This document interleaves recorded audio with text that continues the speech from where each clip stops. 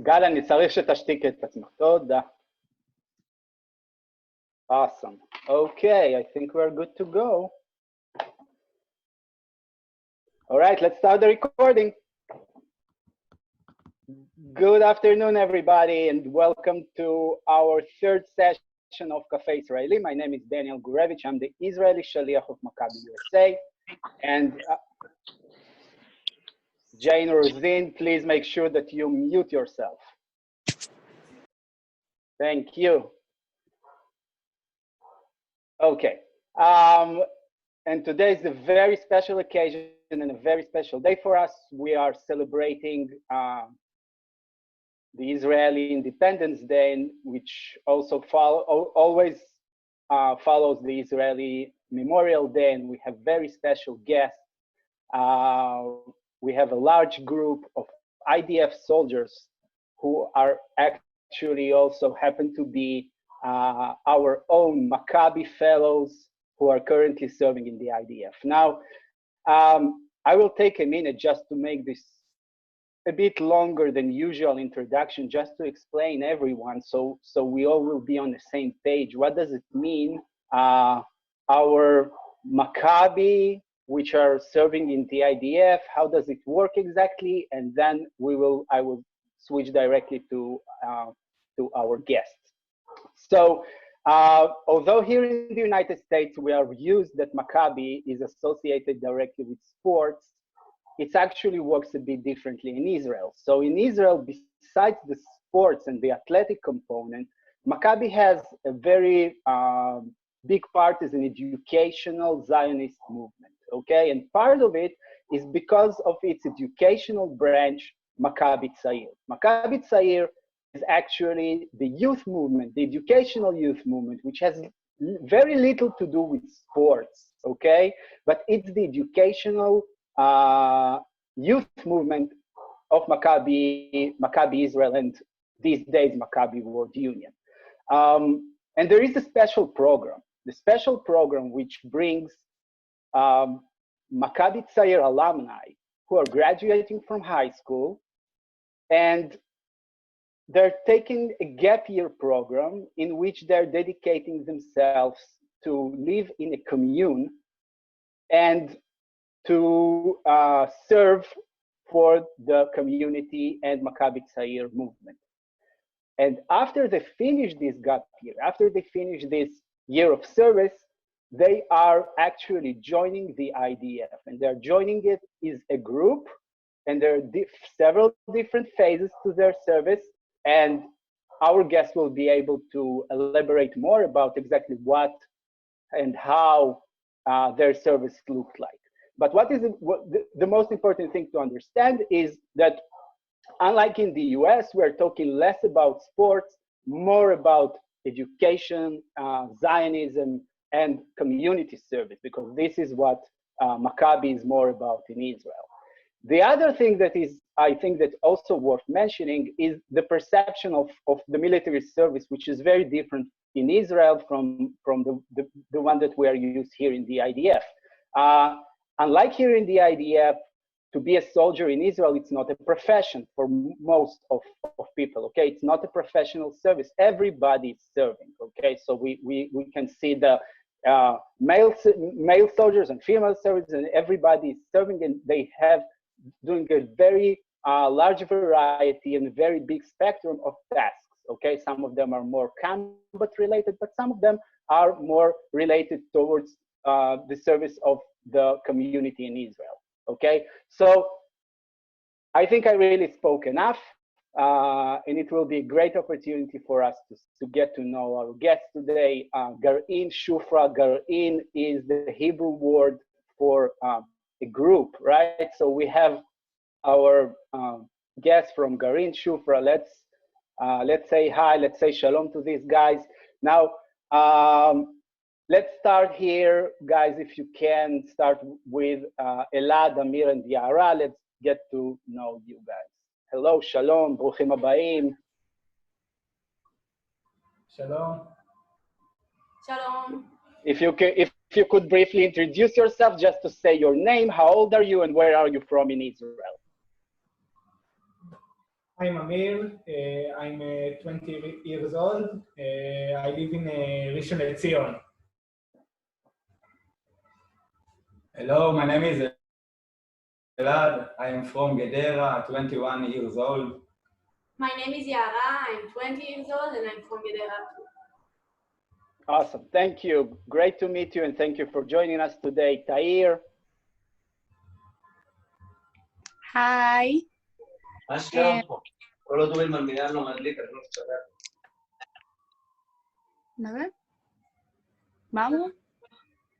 Go ahead. Okay, so I'm Tzair.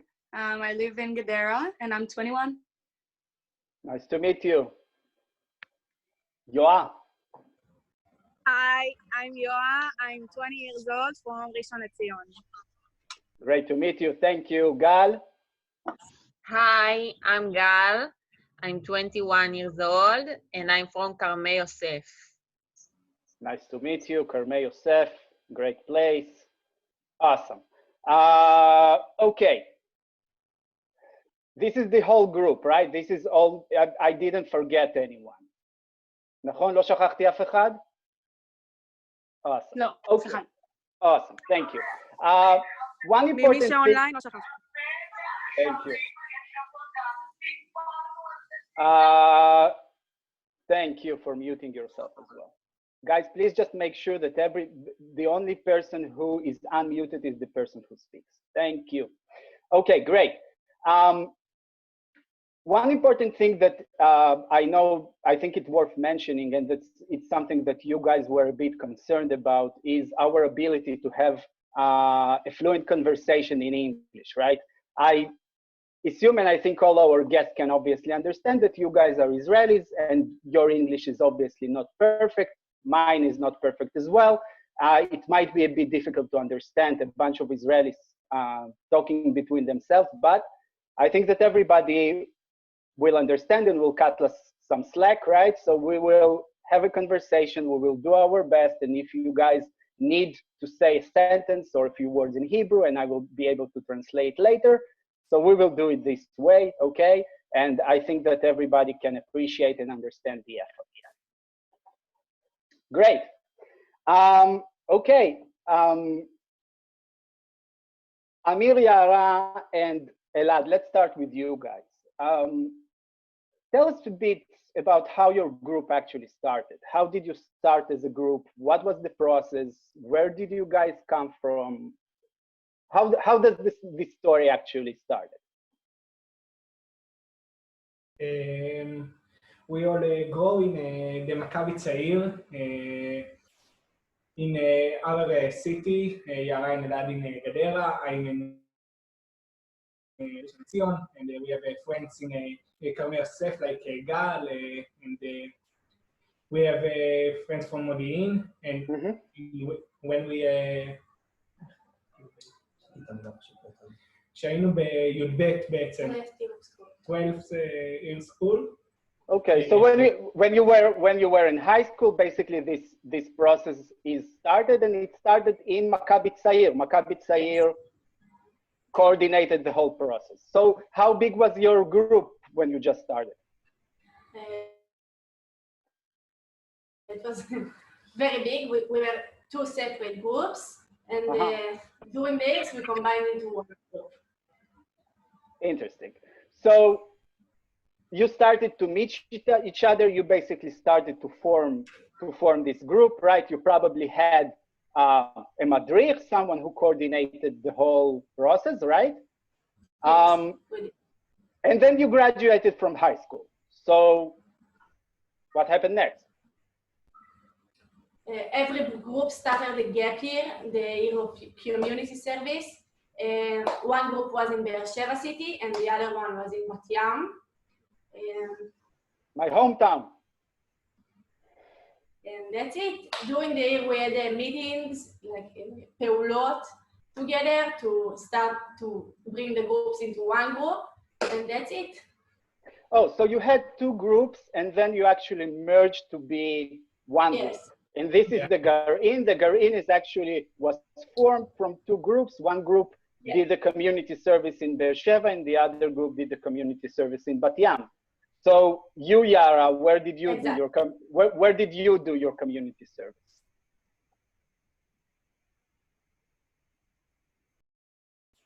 I did it in Be'er Sheva, and they too did it in Bat Yam. Awesome. Okay. So can you guys share with us a bit what you did during this year of community service? What was the whole point of it? What did you do? We worked with teenagers in the school in the afternoon. Was בשביל לתת להם בעצם פעילויות חווייתיות ולעזור להם בעצם בחיי היום-יום שלהם. Okay, so it was more like an educational service, and you worked with teenagers. Yeah. Were these teenagers like from rough neighborhoods, from rough backgrounds?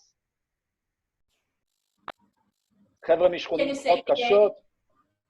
החבר'ה שעבדתם היו משכונות קשות? It depends. Okay, can you tell us more about it, Yoa?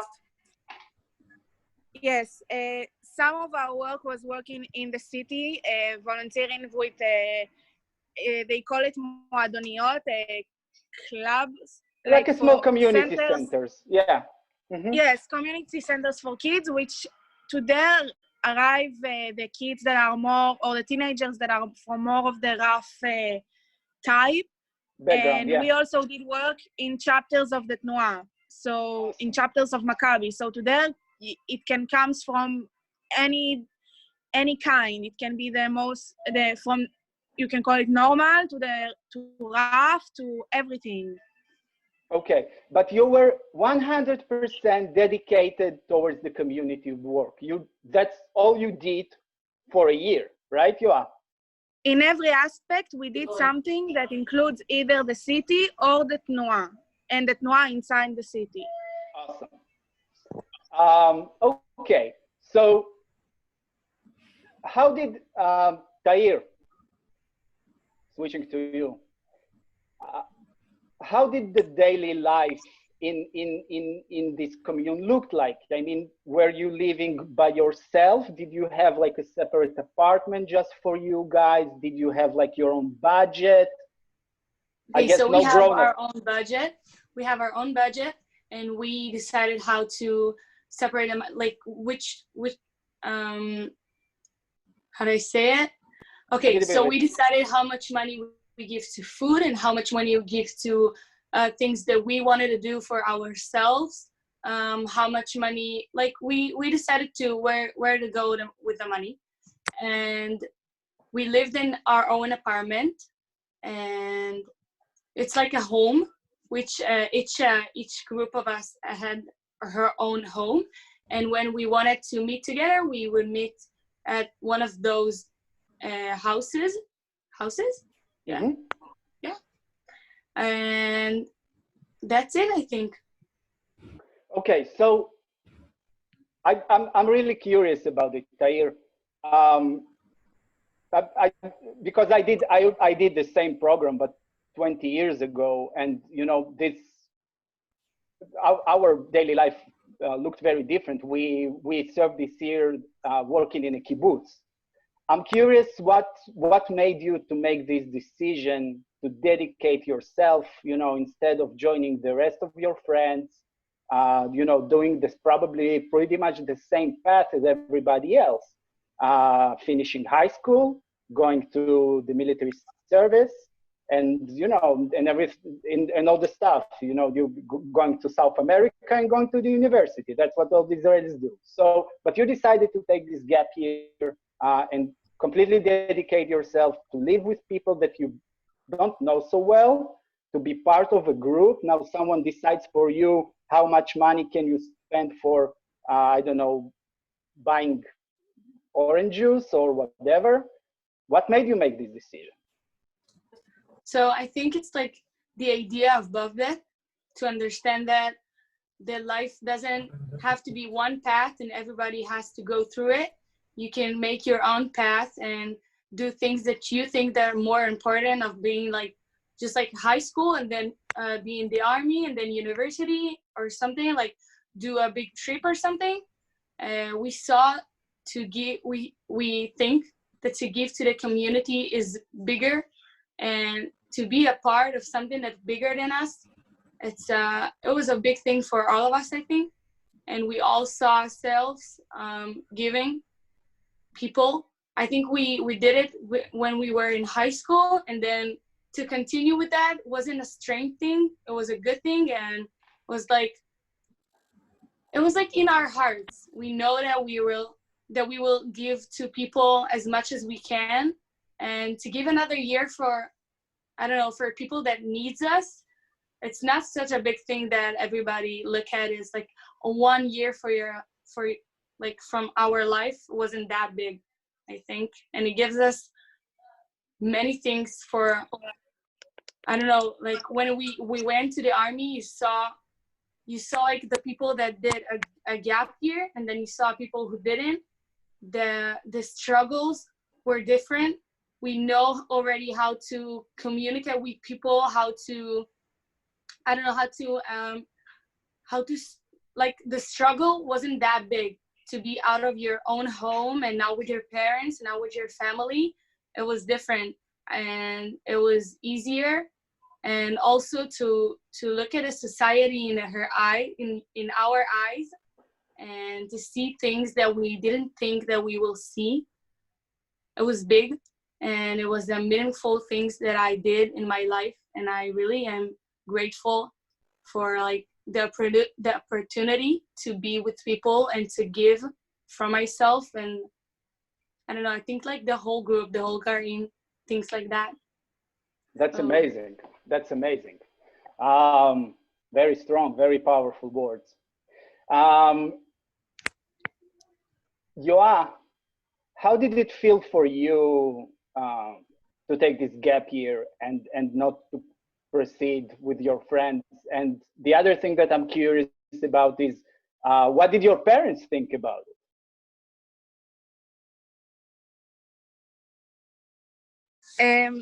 Because I grew up in Maccabi in the Tnua, most of my friends from my chapter did a gap year program. It was something that I think most of us knew that we would do, and we will not continue in the normal path of finishing high school and then going to the army straight after.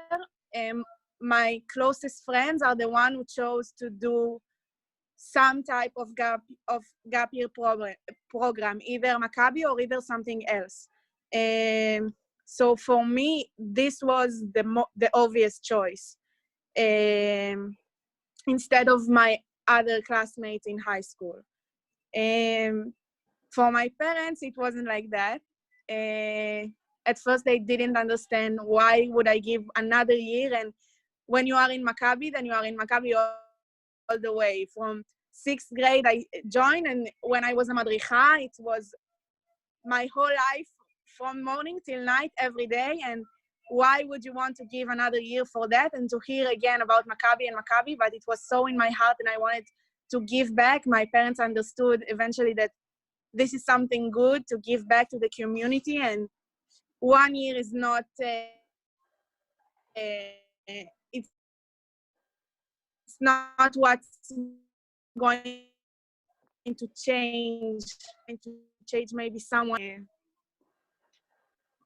It's probably the first thing that they will say in family reunions, that their daughter did shnat shirut, and she did that, and she did that, and she volunteered, and at the end, it's the one thing that they are most proud of that I did. I'm sure that they are proud of you. I'm absolutely sure that they are proud of you. They have a very good reason to be proud of you. All your parents have a very good reason to be proud of you all guys. Great. Last question about this phase to you, Yoa, as well. How big was the part of Maccabi in this gap year? How much time, or did you, if any, did you dedicate yourself towards serving the movement, helping Maccabi? It was a really big part, because when you are doing a gap year through Maccabi, then you have to do something in the chapter of the Tnuah. The gap year will happen in a city where Maccabi is working. It will not be in a city where there is not Maccabi. So, and also a city that the chapter there needs more support, needs more people to be madrichim, to do pa'ulot, to help there, and to make this chapter grow even bigger. So it is, I think, the one thing that was the most main thing that we did, and also as a group, it was the one thing that we all had in common. I could work in places. I could work in a shelter, and someone could work with, I don't know, children with autism. But Maccabi was the one thing that brought us all together for one thing that we all do. Basically that. Awesome, amazing. Thank you. Okay, so we will switch to our next phase, and just before we're switching there, I'd like to remind our audience that you guys are most welcome to ask questions using the chat, okay? And actually, I can see all the questions that you are asking, and I will ask our guests all the questions that, all the things that you are interested. You also can comment or whatever. I will gladly read your comments if you wish so. Okay, great. Let's switch back to Yara, Elad, and Amir. And so you guys are done with the service, with this gap year of service. You had two groups, one in Be'er Sheva, one in Bat Yam, and now you guys are collided into one group. You merged into one group. And now, like the song says, you're in the army now. Now the real stuff is starting. So I guess you guys are not together anymore as a group, but you have these different tracks of service. And let's talk about these different paths that each one of you had. Let's start with you, Elad, if you can tell us a bit, how did your service start? Where did you go? Where were you deployed? Okay, I was a soldier in the Gdul 50. What is Gdul 50? The basic training was combat unit. Okay, so it's a combat battalion. Okay, it's a combat battalion, and you chose to be assigned in this combat military unit called Gdul 50. You started. Yeah. How did were you by yourself, or were there someone from the Gar'in who was part of this track as well? No, I did it with 6 boys. Okay, so another 6 members of the Gar'in joined you in this track of servicing Gdul 50, right? Yes. And what was the next phase? You started what? A basic training, I guess. Yes, basic training, 8 months. This was difficult, but fun. Together, the friends, זה עזר בעצם לעבור את החוויה הזאת. Okay, so you guys kept yourself together. You had, I guess, many other Bnei Gar'in, many other guys from other Gar'inim, from other youth movements, right? Yes. So it was like the environment was good, but I assume that the training was pretty harsh, pretty rough. Can you tell us a bit, what did you do? Did you earn some kind of a profession? What was the main thing that you did during the basic training?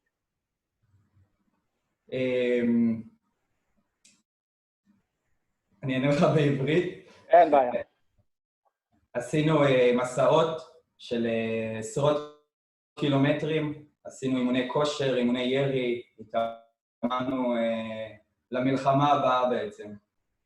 Okay, so the most important part of this training was basically preparing the unit to the next combat action, to the next war, and you were mainly training to be professional using your weapon and to be in a very good physical shape. So you had, you ran a lot, you walked very long distances with heavy stuff on yourself, right? Yeah. It was pretty rough 8 months. Yes. That's the way I remember it, more or less. Okay, Yara, what did you do? I served in the Caracal, which is a combat unit for men and women together.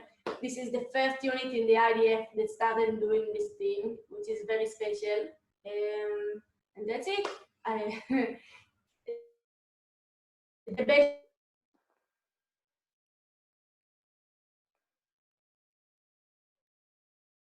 Did we lose them? training is Yara, I'm sorry. We had some issue with the connection. I think we didn't hear you very well, so I'm gonna need you to repeat. So you served in the Caracal, and you said it's a mixed unit. So there are women soldiers and men soldiers together in the same serving in the same unit. How does it work? Yeah, we do everything together except for sleeping and taking the showers. Everything is the same. We eat together, we walk together, we run together, we sleep. כאילו, לישון בשטח, איך אומרים? You sleep in a field, yeah. Okay. Yes. We do everything together. So did you get pretty much the same training, more or less the same training as Amir? So you are also had to be in a very good physical shape, and you had to be very professional with your weapon, I guess, right? Yes. You don't have to come from the first place in good shape, but you get it during the training. You have to. So you have to meet a certain, yeah. Yes. And the boys and the girls, I mean, the women and the men, are the expectations from them are the same? If you are serving this unit, you are expected to do the same? Pretty much, yes. Awesome. Boys need to run a little faster than girls, but except this, pretty much the same. Do you have a special weapon that you were professional with? Did you have like a special pakal, a special weapon that it is your weapon?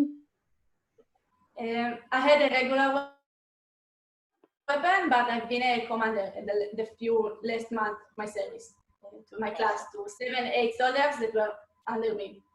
Amazing. And after you finished the basic training, where were you deployed?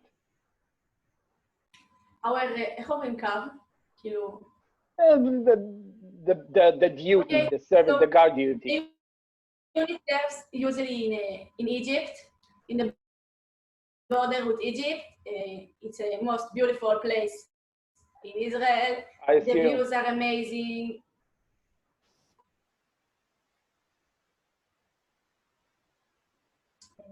It was a very good experience. It's a lot of hours outside, in front of the border, seeing the other side, seeing the people out there, seeing the Egyptian soldiers, and it was very interesting.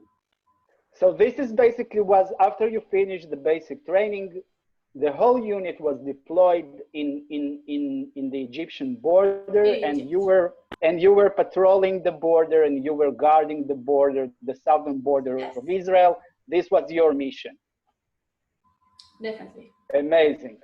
I didn't ask Elad where was he deployed after he finished the basic training. אנחנו הלכנו לגבול עזה. Okay, so you were deployed in the border with Gaza.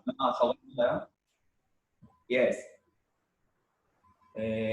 בסבב ההסלמה האחרון שהיה פה בישראל אנחנו היינו שם ותפעלנו את רוב הדברים, ממש על הגדר. So you were deployed ואחרי in, עזה היינו גם בסוריה. okay, so you were deployed in the Gaza border during all the havoc that went there with the flying burning kites and people who are demonstrating on the border and trying to cross into Israel. And later on, you were moved, you were deployed on the border with Syria. So basically, you were also protecting the Israeli borders. Amazing. Amir, can you tell us a bit about your service? What were you doing? Okay, I started my service with Elad in the basic training of the Gdud 50. And after the basic training, I passed to the head captain of the Gdud, of the unit. I was in a communication company, and we בעצם תפעלנו את כל המכשירים וכל הזה שבעצם נוכל לתקשר עם הלוחמים שבשטח. Okay, so you were part of the logistic unit of the battalion. You were responsible for the technology and the communication. So the combat soldiers will be able to communicate with each other, and they will have the proper technology in order to perform their duty, right? Yeah. Amazing. We make all the communication advice to work, and we responsible of all the computer of the unit, and our job was to make it make it work. Amazing. Thank you, guys. Tzair, I would like to move forward to you. So if I take a close look, I can see that you are an officer, okay? So you're not just a soldier, you're also an officer. Can you tell us a bit about your journey? How did you become an officer? Okay, so I was, okay. When I joined the army, I went with 4 of my friends, which 3 of them were, no, 2 of them, we were 4 total, and 2 of them decided that doesn't want to be a part of the group anymore. So they retire. I don't know how to. They left. Okay. They left. Yeah. Okay. So I did a basic training of 3 months to be a commander. I was a commander of a basic training. When you are not a soldier, a fighter, then you don't do a long training to be special on a weapon and to know how to do everything on the field. Okay, so you don't need the whole 8 months of basic training, because you're not required to be in the same physical shape, like for instance Yara or Elad or Amir. So you can do a shorter basic training. Exactly. Okay. Then I did it. Then I passed it with myself. I don't know how to say it. Okay, I think you understood me. And then I took a group of 10 girls or 10 boys. It's a pluga. I don't know how to say it. It's a small unit, a small platoon, right? Yeah, okay. Platoon, yeah. And the platoon is doing 2 separate training. One for the girls. The girls that come from a low socioeconomic level, rough neighborhoods. Yeah. Okay. Yeah, they've been through really rough things in their life, and we want to give them a better opportunity to be good soldiers in the army, and then we prepare them for a whole service in the army. And then we do that with the girls, and with the boys that come to the platoon, we meet boys with anxiety, boys who are had difficult at home, weren't being in school because they were scared, suffered from bullying and stuff like that. That's what I did in the first part of my in my service. Then I decided that I want to go to be an officer. It's a different thing from what my Gar'in do. My Gar'in does Perek Mesima. I think we'll go to it later.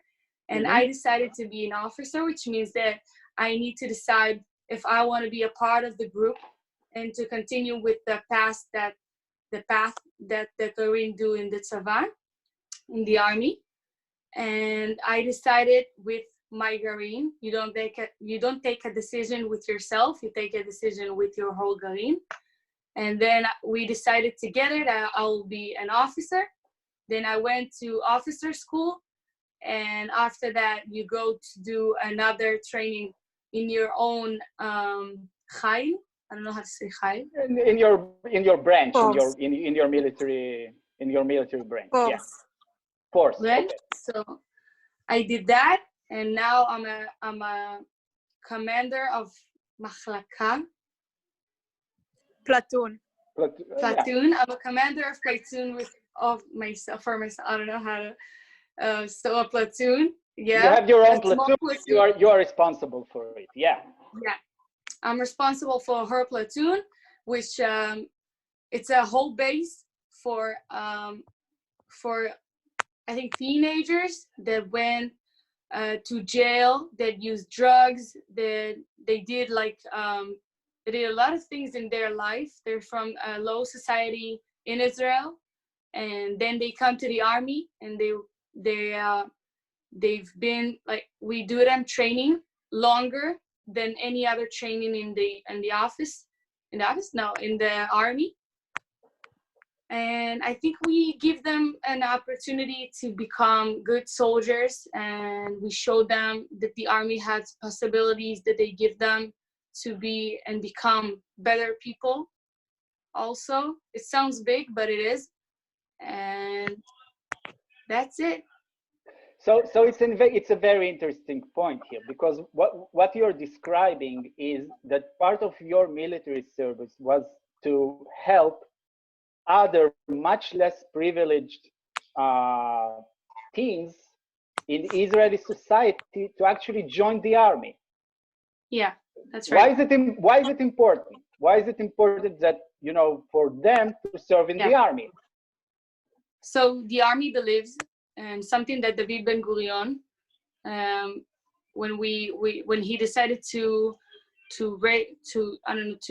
make Tzahal, to form the IDF, to form Tzahal, yeah.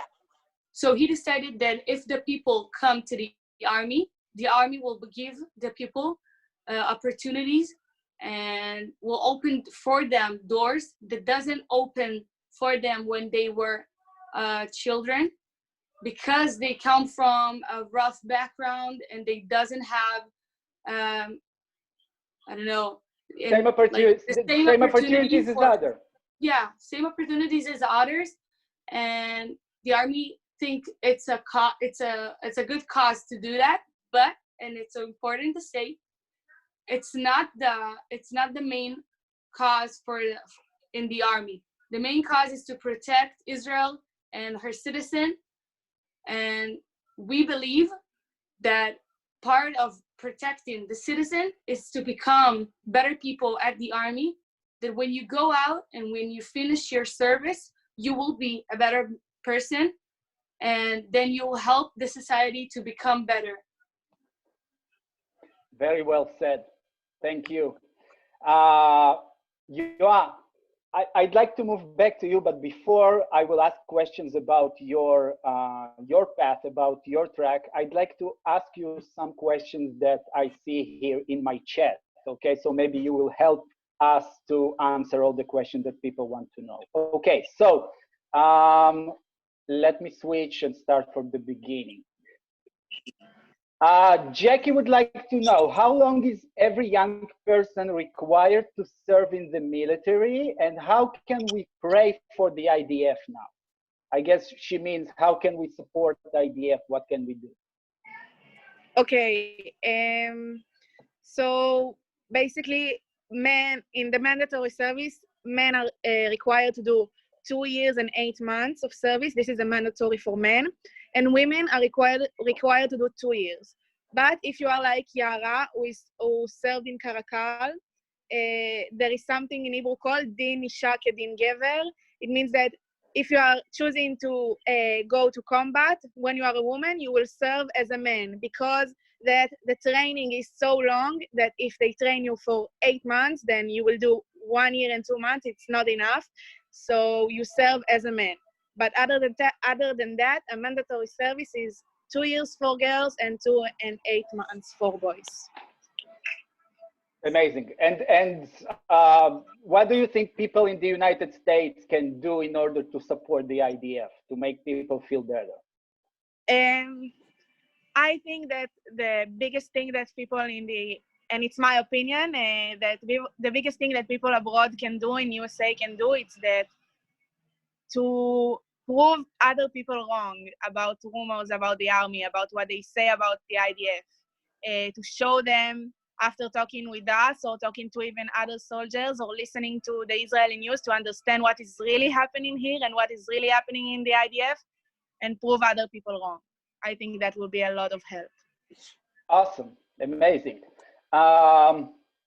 Let's carry on.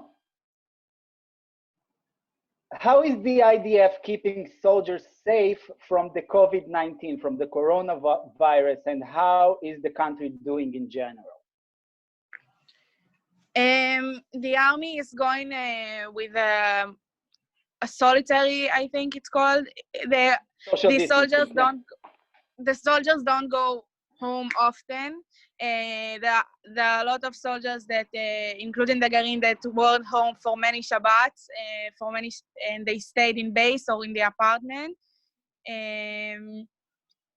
Yeah, so that's basically it. And the jobs change. Wait, it's not the most thing. When you are at the base, you have the same terms that the country decided about the coronavirus that you have in your own bases. You have to keep 2 meter distance.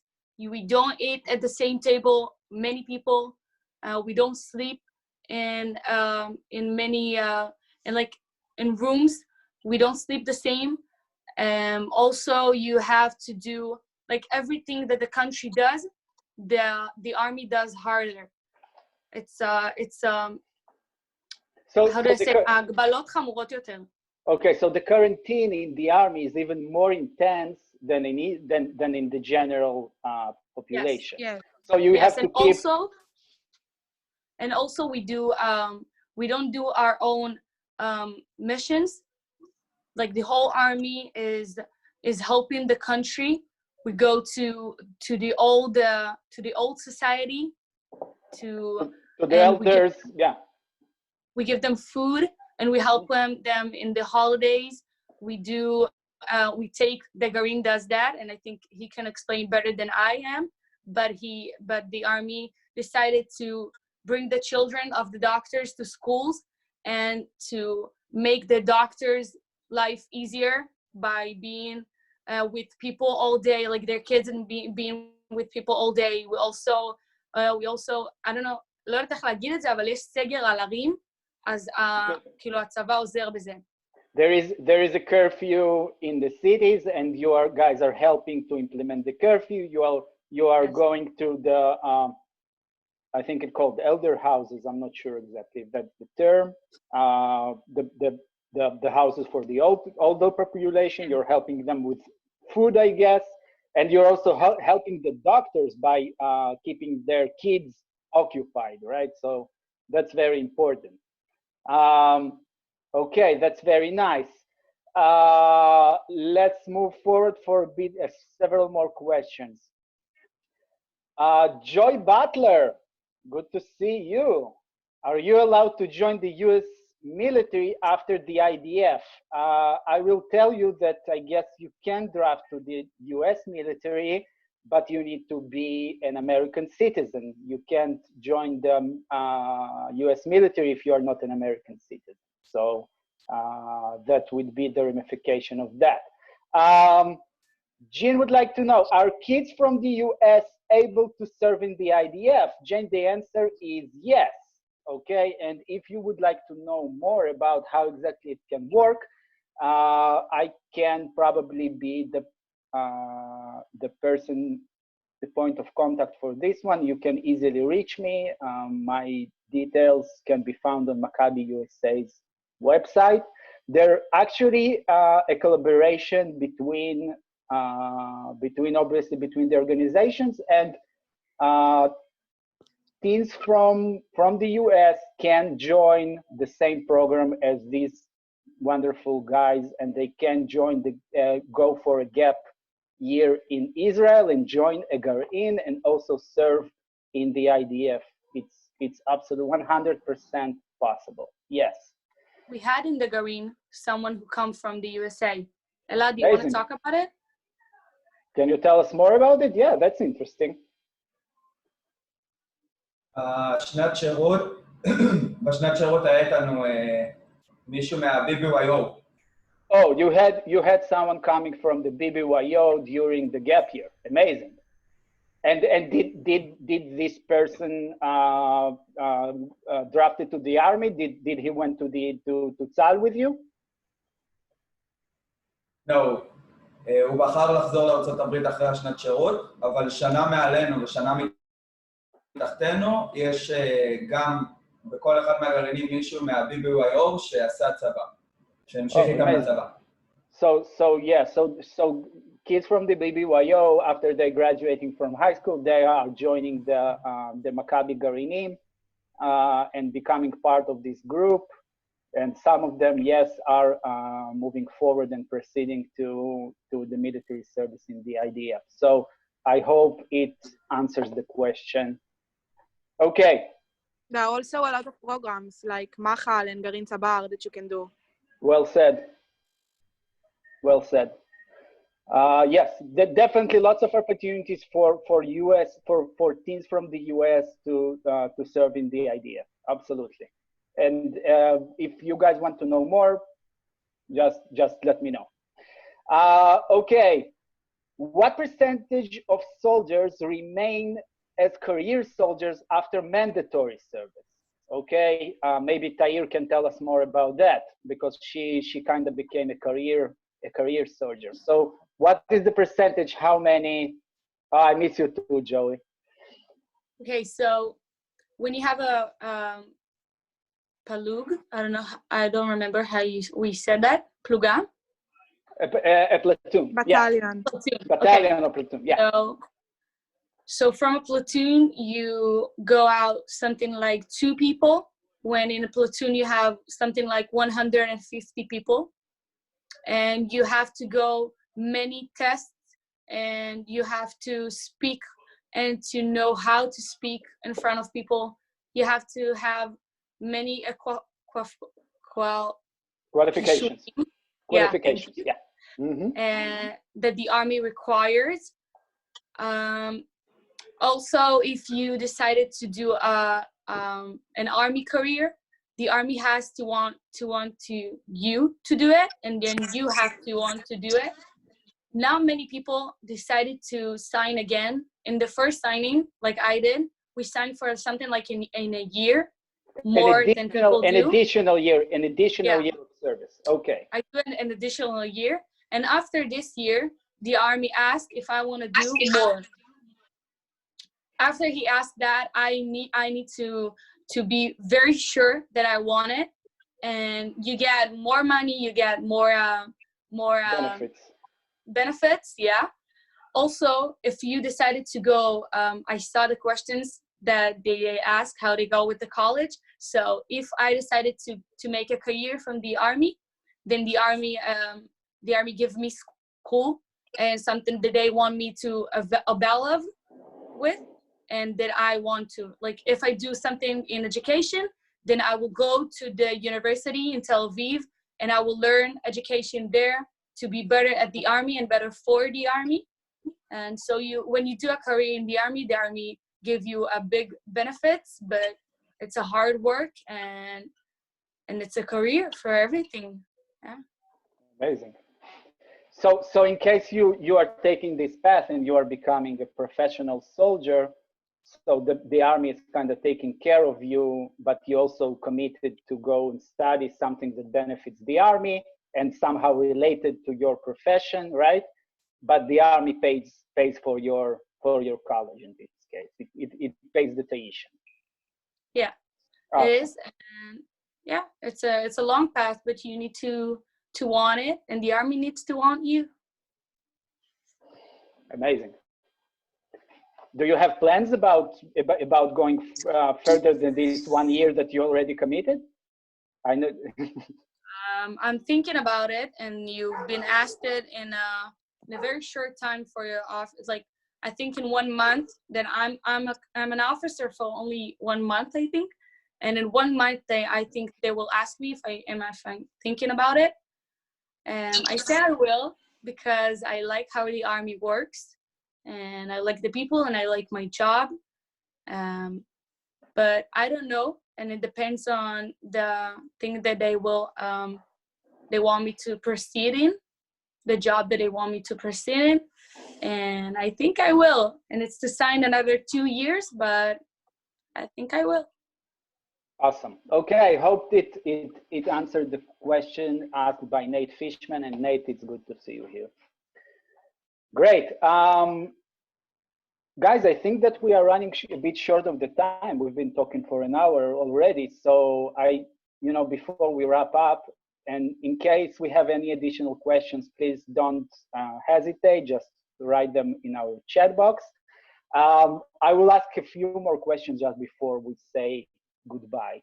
Yoav, I'm curious, what is the plan for this group? What is the plan for the Gar'in? What's going to happen next, in your opinion? We haven't talked about it yet. I don't know. I think that once the army ends, then we will definitely stay together, but we will all, I think, go a bit separate ways, because after 3 years, around 3 years that we have been together all the time, I think it will be smart that we will try to go in different ways and to find ourselves as individuals. But I'm sure that we will come back and maybe, I don't know if live together or stuff like that, but I think that we will still stay a group who will want to do stuff for the community, for the society in Israel. I see us definitely in the far future or in the near future doing big projects together. Yeah. I don't know, if I'm a good example, but I can tell you that 20 years later, my best friends are still the same guys that we went to the Gar'in together. And I can also tell you that the person who served in my position as the central shaliach of Maccabi before me was also my Gar'in member. So I wish you guys, that you will stay close together. It really helps. It's a very good connection, and it's a very good thing to be part of a group of people that are like-minded. You can do terrific things together, and you really can make an impact and do stuff. So I really wish you guys that you will be able to stay as a group. Yara.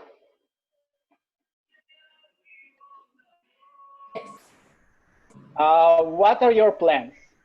Your personal plans? How long do you have till your service ends, and what is your plans for the future? I have 10 more months till I finish my service, and then hopefully the coronavirus will be over and I can travel the world. I want to visit many places, and then I don't know, maybe I'll start to go to the college. I don't have a big plans yet. That's perfectly fine. Okay, Mackenzie is asking, where are you going to travel to after the mandatory service is over? Well, that's a good question. So once you go to the trip, where are you going? In Israel. No. Staying in Israel? No, I want to be going to Thailand, Vietnam, China, South America. Oh, a good friend of mine that also works for Maccabi USA, he likes these places, so he can probably give you some advice about, where you can eat good stuff. Pretty good. Okay.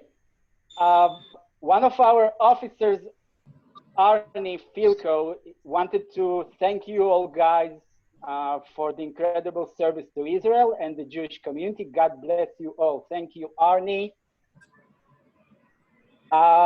Nate Fishman is asking, do most Israelis see service as something that they have to do and get through, or something they look forward to? Oh, that's a good question. That's a good question. That's a good question. What do you think? In our society, I think 99% of the people go to the army. All my friends from school joined the army, did their service, and had a very good time. It's something that you just do. We're used to it. It's not. Some people don't do it.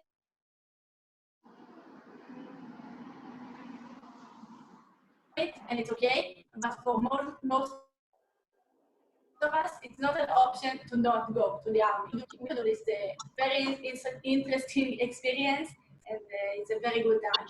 ועכשיו מה שאנחנו עושים זה לעזור לבני נוער בתהליך לקראת הגיוס לצה"ל, גם בפן הנפשי, גם בפיזי וגם בפן התהליכי של הבירוקרטי. Okay, so that's an interesting point. So part of Elad just said that part of the thing that they are doing now, because they're actually moved to I think it's the third phase of their service, but as a group, they're helping, encouraging other teams actually to join the IDF and helping them to solve different issues that might prevent them from serving.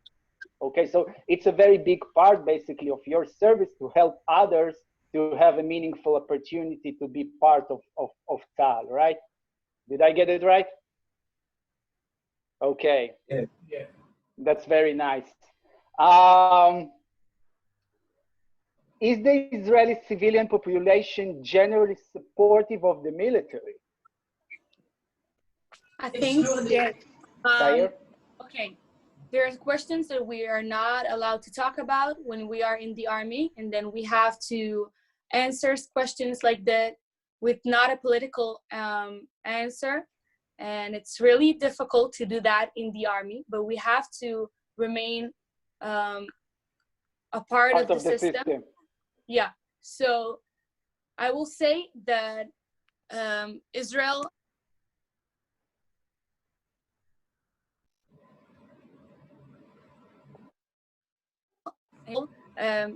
I think option, because it's a big I don't איך להגיד את זה, כאילו מערכת גדולה בתוך המדינה שפשוט אי אפשר כאילו it's a big system. Yeah, it's a big system in the country, and you don't have the opinion to say like I don't know, בעד או נגד, כאילו זה לא שיח. זה נראה לי פחות השאלה על האם... זה נראה לי פחות על העניין הפוליטי, כאילו אם תקנו אותי אם אני טועה, אם השאלה זה אם החברה כאילו תומכת בצבא. אבל כשאת מדברת על חברה ישראלית, זה עניין פוליטי. You know what, let me, without getting into too many details, and obviously, yes, because you serve in the military, there are things that we obviously cannot talk about openly. But I think that generally, the Israeli society is very supportive of the IDF soldiers because our sons and daughters and grandchildren are serving in this military. So we cannot be not supportive of it, okay?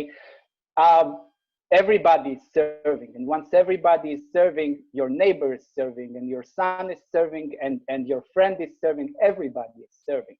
So generally, I think that in Israel, we are supportive of that. We love the military. We love the soldiers. The soldiers are the most precious thing. You know, everybody have extremely deep and good feelings about the soldiers. The state and the government and the political decisions are completely different things, okay? We're obviously on this conversation, we're not getting into it, but you know, Café Israeli is a nice project, so we might have another opportunity to talk about government and policy, etc. Okay, last question, guys. And if I'd like to, if it's possible, I'd like Marshall Einhorn, our CEO, our Mankal. Hey, Marshall, thank you for joining us. Marshall מדבר קצת עברית. קצת. Marshall, so before we say goodbye to our guest, I wanted to ask you just one question before we wrap it up. Is it possible that, considering the very tight budget of Maccabi USA, that we will be able to send these guys a couple of sushi trays so they will have a nice evening anywhere soon? Is that something that we can afford? Without even having to look at the dollar to shekel ratio, I'm sure we can pull it off. Oh, thank you for that. I'll make the arrangements. Guys, thank you so much for joining us tonight. It was a real pleasure to meet you, and it was a very important conversation. You guys are awesome and great, and please be safe. Continue your service. Keep us safe. We love you all, and I hope that we'll have another opportunity to meet. יום עצמאות שמח. יום עצמאות שמח. Thank you. תודה רבה, כל הכבוד. Thank you, guys.